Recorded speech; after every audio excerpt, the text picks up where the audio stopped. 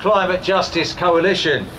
We've got Sheffield Climate Alliance, Better Buses South Yorkshire, Barnsley Trades Council, Sheffield TUC, Youth Strike for Climate, various faith groups, Friends of the Earth, Sheffield Global Justice Now, Green New Deal South Yorkshire, Campaign Against Climate Change, and a number of individual unions, and of course Sheffield XR. And we're really working well together and making sure our voice is heard, and we brought you the planning and organisation of this demonstration today. So the next speaker is from XR. Please give a hand for Freya.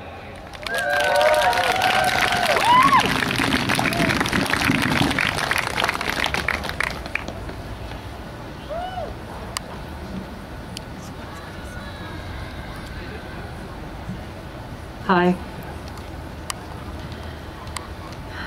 So my name's Freya and this is my son, and I'm from Extinction Rebellion.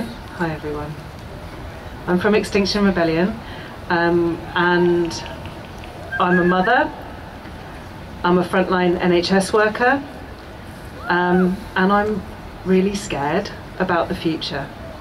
So I want to talk to you now not about the problem, because so many people before me have spoken so eloquently and so deeply about the problems that we all face together.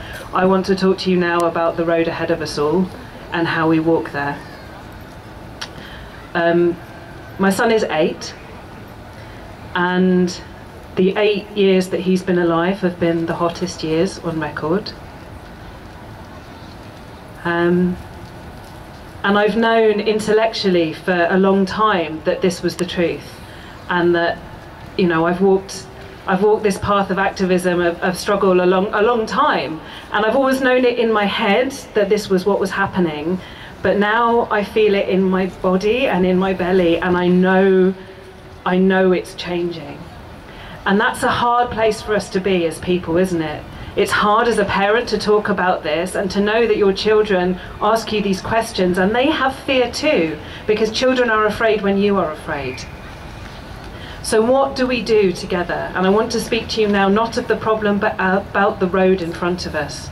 So where will we go and how will we fight this? Because there aren't enough of us here, and we need to be more. And how do we build? And there aren't enough of us here, and we need to do more. And how do we disrupt? Because there aren't enough of us here. And how do we fight this together? Because he is 8 years old, and these have been the hottest 8 years on record. So for justice, there is responsibility, and we have responsibility to act now. And when we act, we have power in our collectiveness. I have less fear because of the people around me. I have less fear because of the group that I've found. And the group doesn't have to be Extinction Rebellion, but the act of acting makes me stronger, and it reduces my fear, because let's talk about the road ahead of us. So what will you do? And it's not enough to march, and it's not enough to drum, although I love the music, it's not enough. What will we do? Because he is 8 years old, and these have been the hottest 8 years on record. So we must act now. We must tell the truth. We must work together. We must find voice in our collectiveness, in our solidarity, in our action as our community, in our neighbourhood WhatsApp groups, in our school gates, in our workplaces. We must tell the truth, and we must walk together on the road ahead of us, because it's only going to get harder. And where do we find, what's the last little winged thing that's left in the bottom? And that is hope, in the bottom of the box. And we have to find hope together, because he is 8 years old. So in April, Extinction Rebellion invites everybody to come to London. We invite everybody to come together in a movement of movements for justice, for workers, for the cost of living, because he is 8 years old. Come to London. Come to London on the 21st of April, and we will mobilise together. But it doesn't have to be with us. If that's not for you, if you have criticisms, if you have fear, if you think that's not right, just find something.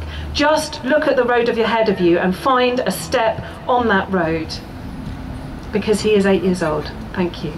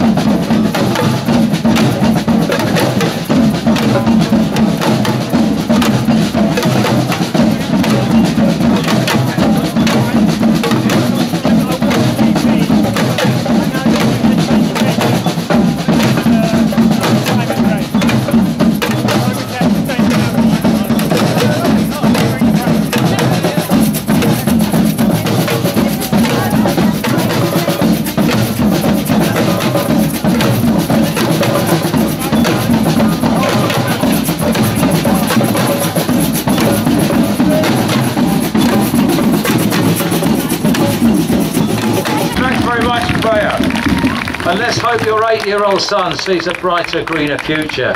And if we all campaign together, let's hope we can be successful in that.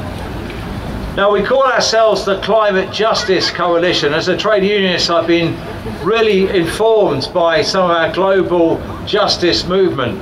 I've learned about lithium being produced in Peru, which we need for our new green technologies. But those capitalist companies are raping that country and destroying the livelihoods of whole communities, and we've got to stand in solidarity with them. And it's the same in the Congo, in the cobalt mines. That's a very important metal we're going to be needing in the new green technologies. And the degradation of those communities where those mines are is absolutely shocking. And we stand in solidarity with the Congolese community, and I'm really pleased we've got with us here a representative of the Congolese community here in Sheffield. Our next speaker is Espoir. Please give him a very big hand.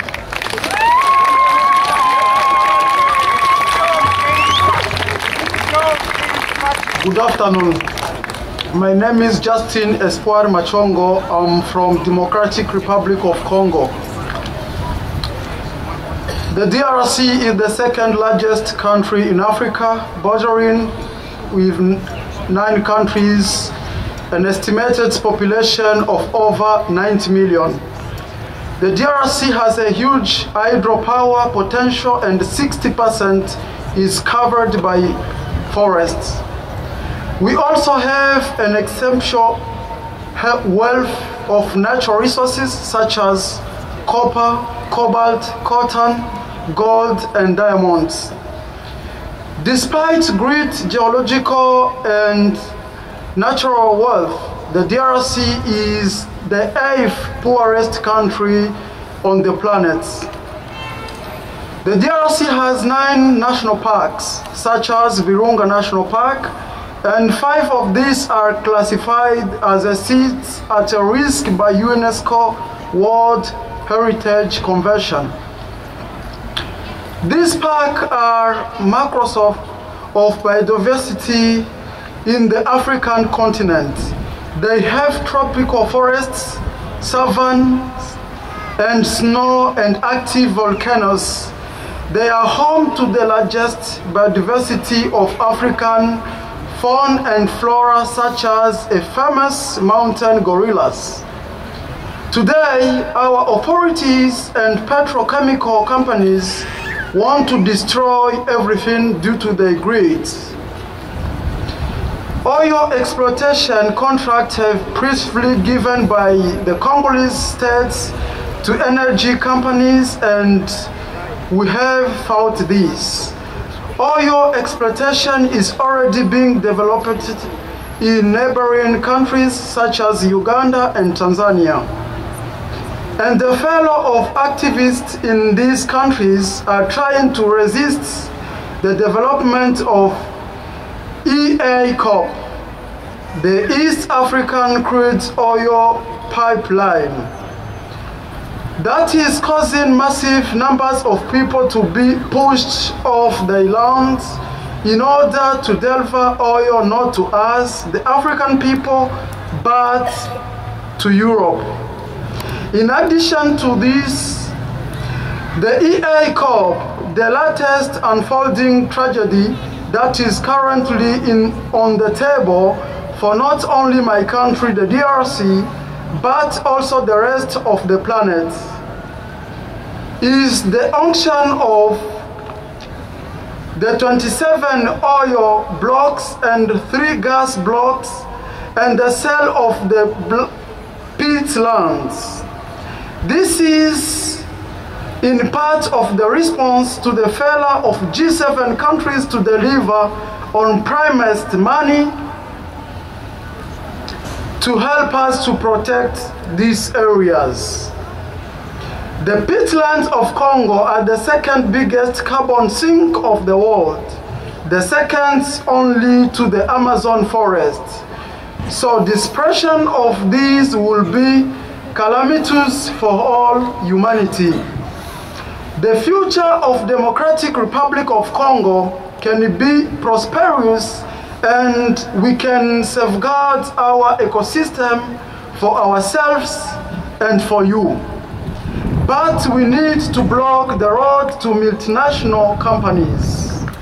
The future of our ecosystem depends on all decisions that we take from now on, because we have long to pass the point where we have any right to say that we do not know what is being done in our name.